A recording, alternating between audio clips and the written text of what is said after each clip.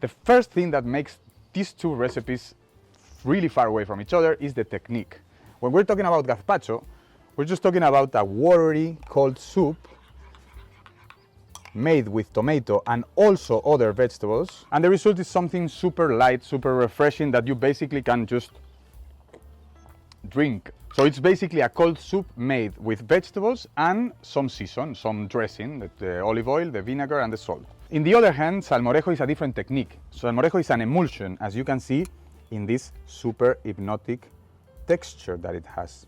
The other difference are the ingredients, of course. This one only have tomato, garlic, bread and olive oil, and this one is a little bit more freestyle, okay? The third thing that also differentiates them a little bit is the toppings, even though this part is a little bit more personal because it just depends, but it is true that salmorejo is more related with hard-boiled egg and a little bit of jamón, and gazpacho is more related with just a little bit of crudité. So those are the difference theoretically talking, but when you literally try them, salmorejo is super smooth and velvety. It's just the perfect starter, I would say.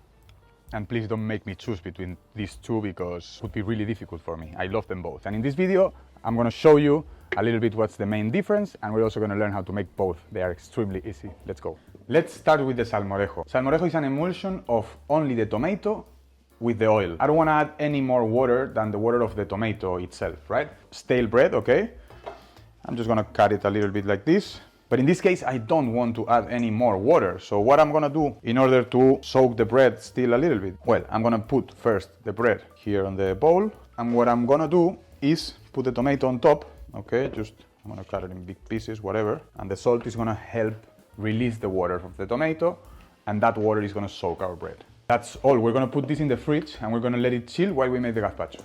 So with gazpacho, guys, you have to understand that there's a lot of different variations depending on who's gonna make it, okay? Some people may add some onion, some people may add some red pepper, for example. When the tomatoes are good enough, the onion actually takes out the protagonism of the tomato. So we have around 1 kilo of tomatoes, 140 grams of cucumber, more or less. With this recipe, you need to try all the time because sometimes the tomatoes have more water, sometimes the cucumber you got in the supermarket is and doesn't taste like anything. You're gonna have to adapt it, okay? So I'm gonna use 140 grams now, and I'm gonna half peel it because the peel actually gives like a tangy flavor that I like, but if I leave the whole thing, it would be a little bit too much. Okay, now green bell pepper, I'm gonna put 100, something like this. And of course, mandatory, the star of the show, garlic. I like it garlicky. I'm gonna start with 2 garlic cloves. Think the gazpacho as kind of like a liquid salad of vegetables where you use olive oil, vinegar and salt as a dressing. We're gonna just have to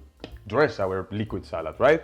76 of course, a good extra virgin olive oil, okay? This is really important because it's also part of the soul of the gazpacho. If I use a oil, then it's not gonna be so good. I'm gonna go directly with 30 grams. Vinegar.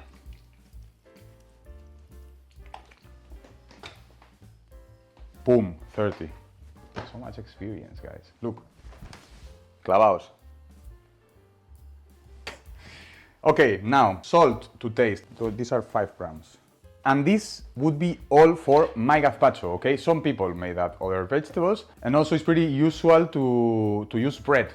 But in my opinion, gazpacho needs to be super watery, just the vegetables. It needs to be light. I want to drink it. So let's blend this thing. 2 minutes at 4, 2 minutes at 7, and 1 more minute maximum, and we get it super blended and perfect. Okay, now, as I said, let's give it a try with this Thermomix, really. Okay, so basically, a little bit more salt and a little bit more vinegar. But if I were in Spain, I would go to the supermarket and find the vinagre de Jerez. But as I don't have any, it's a good idea to use most of the amount of just a white wine vinegar and then a little pinch of balsamic, enough. If I would have vinagre de Jerez with me, I would not even doubt. Let's give it a little twist here. And I'm not adding any water because what I'm gonna do is add ice. This is the place where I'm gonna keep it, and I'm gonna add 240. Let me try this again. Perfect. A little bit more salt because the water is gonna water it down. And here's where I'm gonna put my gazpacho. When you strain it, you're removing all the seeds, the skin, and all of those things that are actually extremely good for you. And I actually even like the fact of drinking a little bit of gazpacho and having some like crunchiness around my mouth. So I don't do it. Now with the ice, we'll get a little bit more watery even. And this is like a must in Spanish houses during the summer. Like I remember coming back home and always having a big gazpacho is ready, waiting for us to cool down in the fridge a little bit. Now let's go with the salmorejo. You can see how the tomato released all the water and now the bread is not so stale anymore. Let's bring this all to the Thermomix.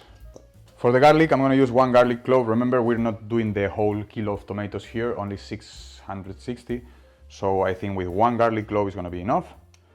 But of course, as usual, we're gonna just try it later. Generous with the amount of salt. And normally salmorejo has no vinegar. Literally just tomato puree. If you had just like a normal blender or so, you would have to do it like this. But when you have this such a strong machine, honestly, you can just, you know, put it all. This machine here literally emulsifies anything. The texture is completely different. This is more like a thick emulsion, okay? Perfect. I think I'm not even gonna do anything else with this one. In this case, with the salmorejo, I am gonna strain it, okay? Because I also wanna show you how it does change the presence of it. But look, texture of an emulsion, okay? Kind of like a mayo, a little bit, you know? Gazpachito, light, watery, and super nice, super refreshing.